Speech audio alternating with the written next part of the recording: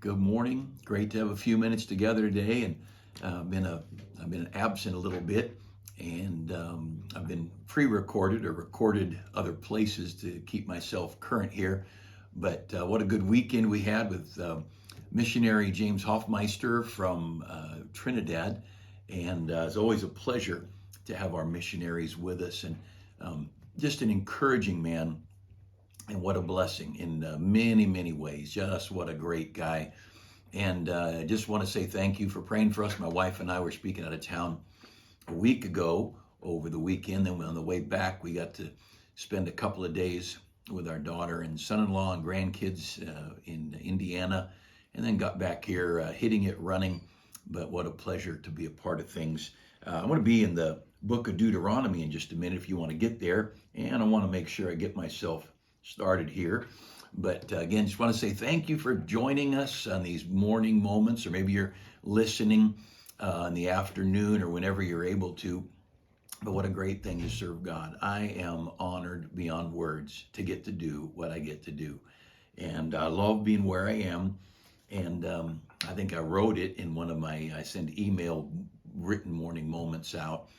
And I think in one of them I put a few lines in, just if I could have my whole life to do over again, I'd be right where I am now. Maybe a little more prayer and Bible, perhaps a little more fasting, but I wouldn't trade where I am or what I get to do for any other life. If someone offered me $1 million to go and do whatever else, I couldn't take it. There's just no enough. If they offer me $1 million to spend in the ministry, I'd take that. There's a lot of things to put money into in the Lord's work. I think He's great missionaries.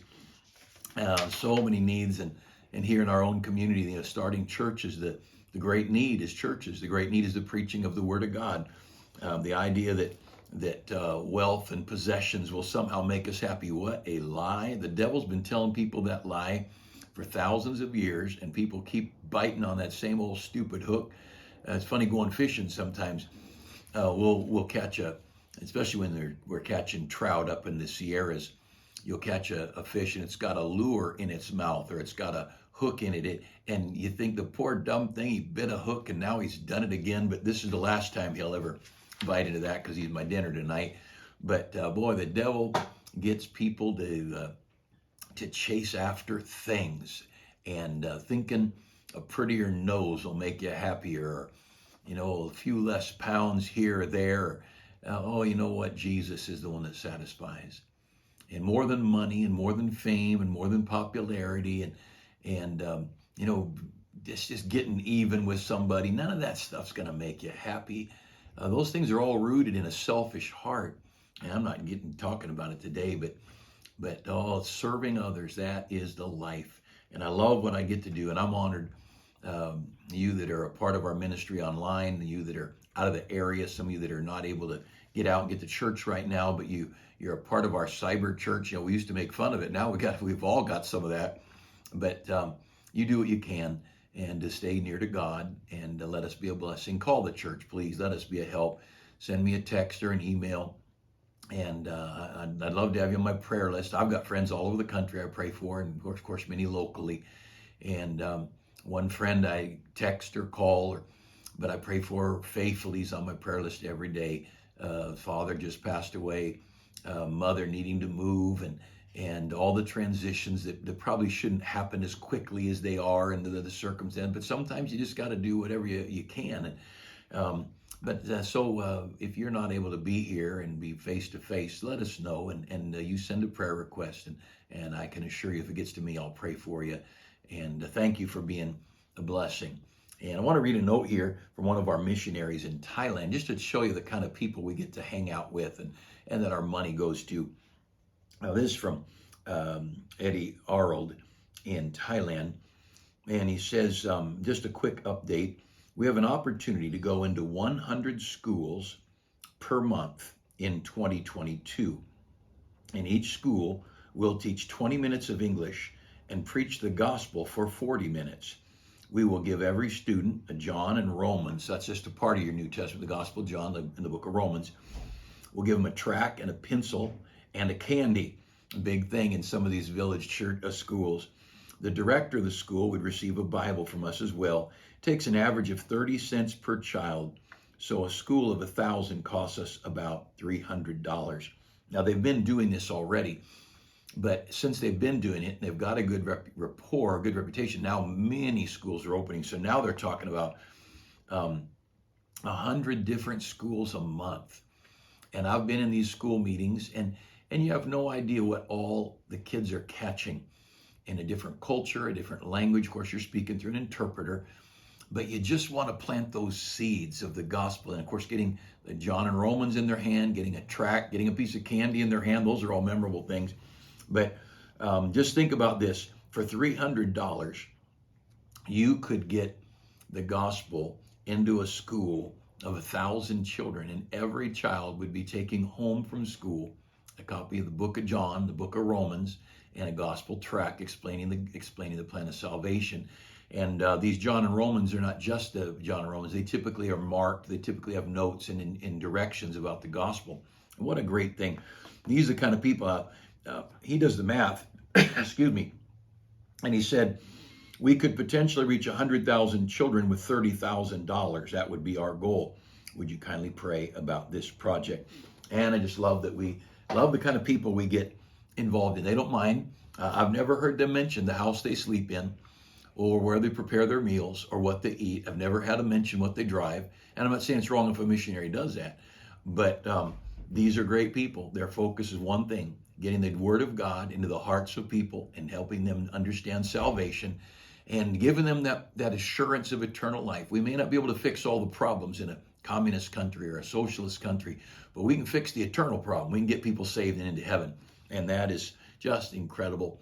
And maybe you want to be a blessing against Eddie Arnold and his family. And if you attend our church, we support them on a monthly basis. But if you wanted to do something, just put their name on a giving envelope. And I'm sure there's a way to do that. I don't do electronic giving, but many of you do, of course. Maybe if you're out of the area, you could give straight to BIM or FBMI, Fundamental Baptist Missions Incorporated, out of Hammond, Indiana. But hey, let us know. But I want you to pray for these great people and ask God's blessing on them. So many wonderful people, and they pay a price to serve God. And but you pay a price to serve the devil too.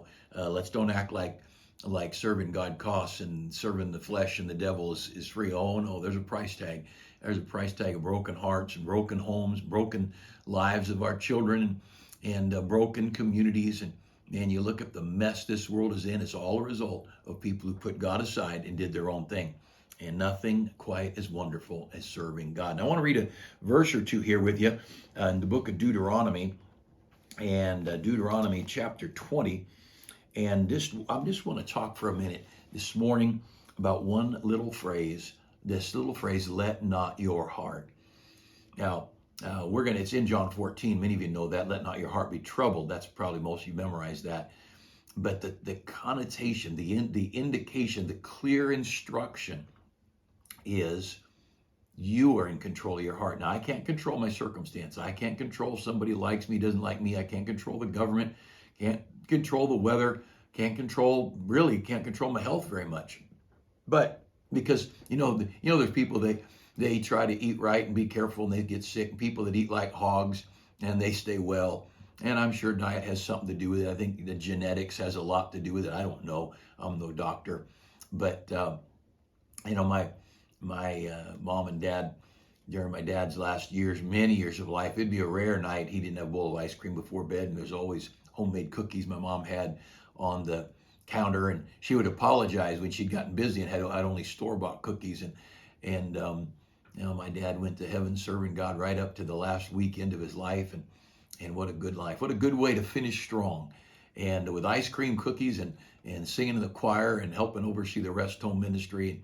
And what a great life God's given us. We are so blessed. But this thing, let not your heart.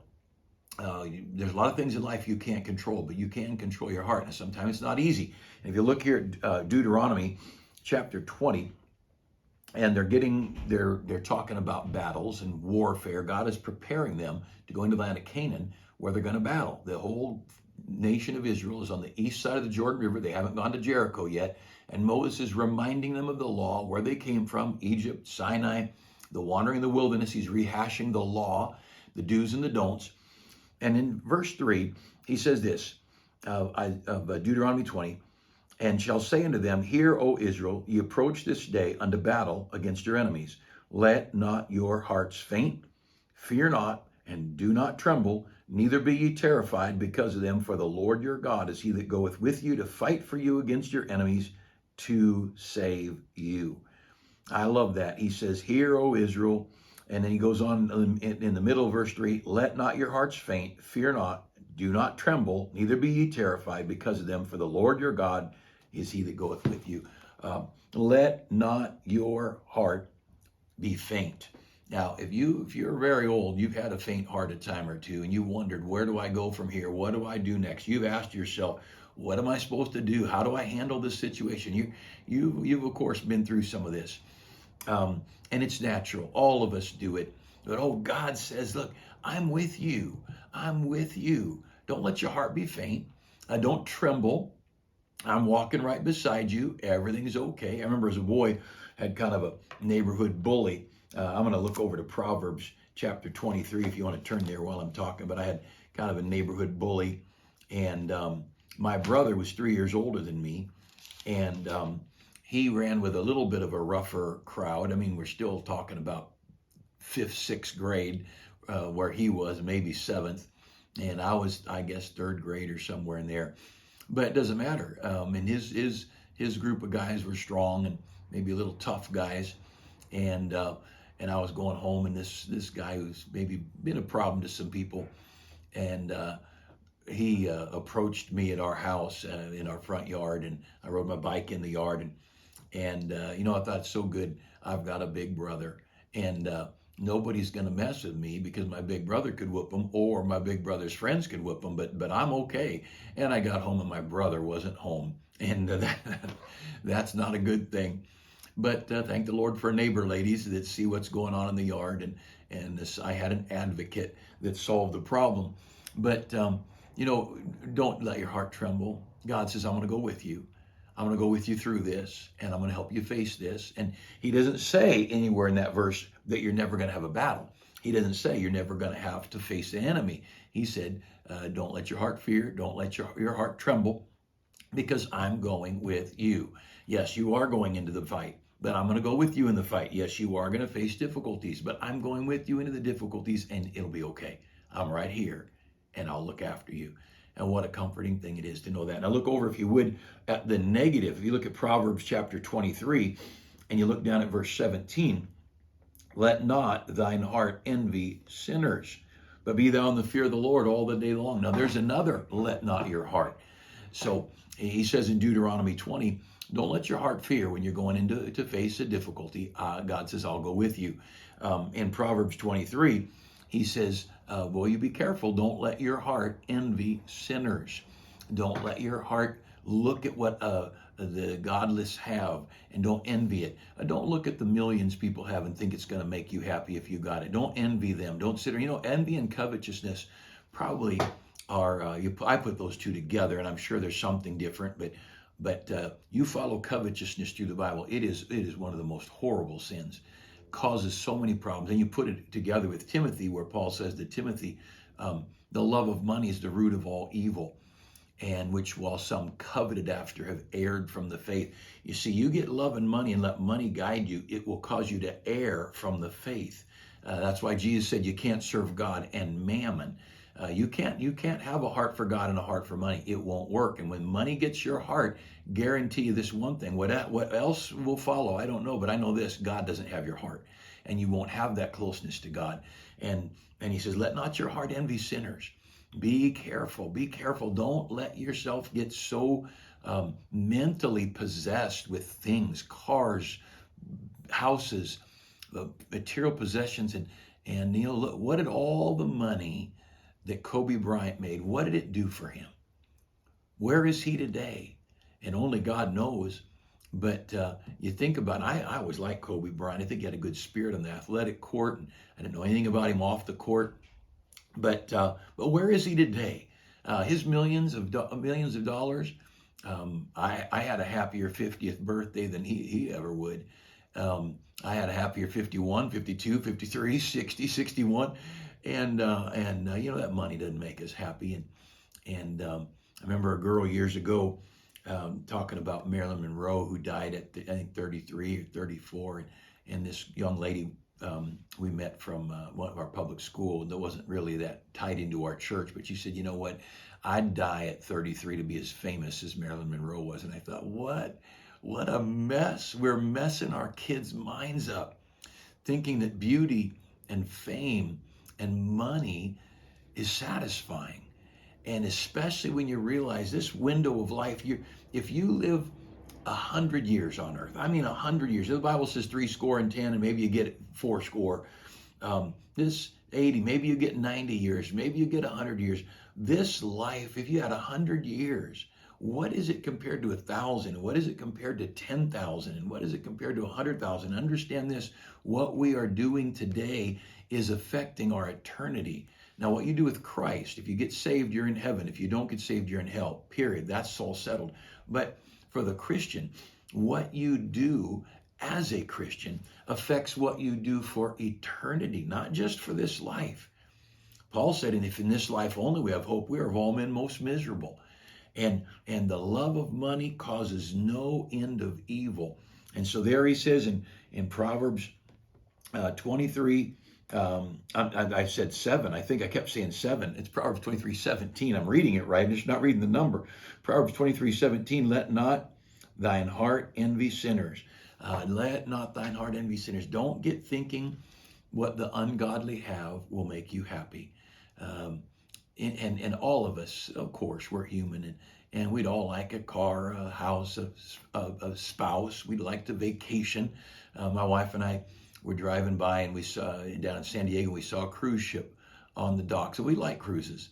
We've been on 2 or 3.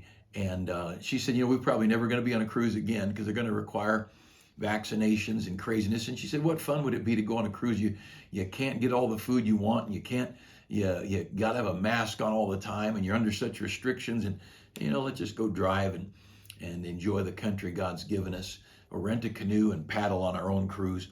But this world doesn't make you happy. And but your heart, it's up to us. It's up to us. Are we going to focus on Deuteronomy chapter 20? Are we going to focus on the enemy? Are we going to focus on the God who went with us? And here, are we going to focus on the things that sinners have? Or are we going to focus on the God who brings peace and joy and contentment? Jesus said of the Bible, these things have I spoken unto you, that in me you might have peace. See, this book brings you peace. And you honor this book, and it brings joy and brings peace, even in battle. Now, I want you to look at one more, and that's where I mentioned the verse most of you know, but in John chapter 14. Jesus is getting ready. He knows he's headed to Jerusalem, and he's going to die. He's going to be crucified.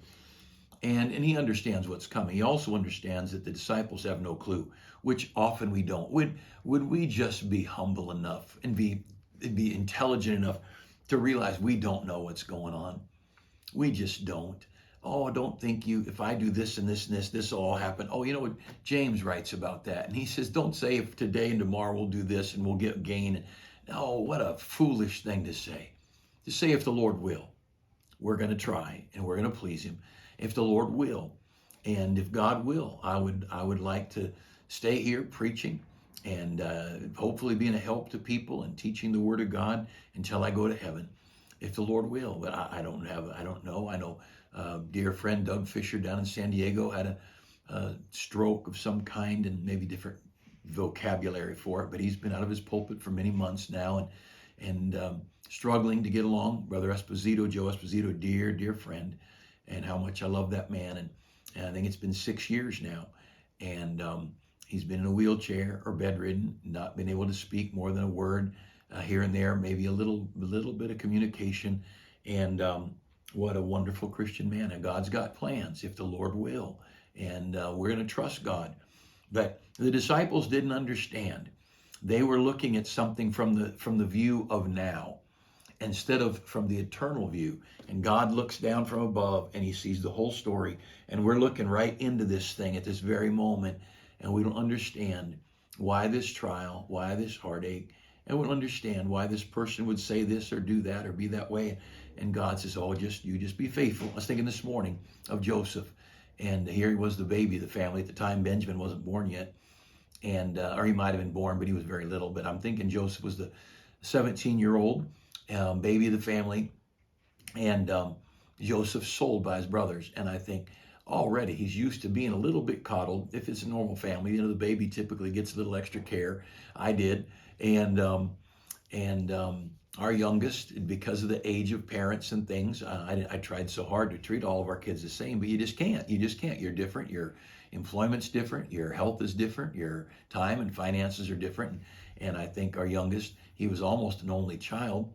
And he was 8 years or 9 years old, I guess, when his next nearest sibling left.